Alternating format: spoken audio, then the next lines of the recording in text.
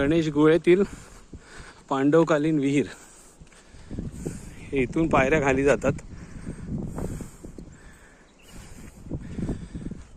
आणि आपण चाललोय आता विहिरीच्या जे वरचं मुख आहे तिकडे.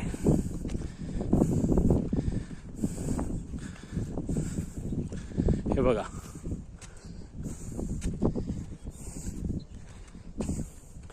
हे आहे विहिरीचं वरचं मुख. हे बघा,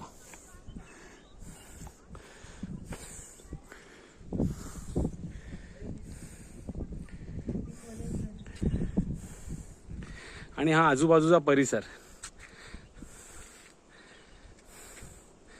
आणि ते समोर गणेश गुळे मंदिर.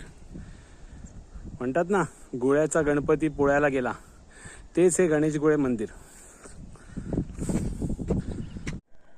गणेश गुळे गावातील ही पांडवकालीन विहीर. हे त्याचं वरती ओपनिंग आहे आणि ही भली मोठी विहीर आहे.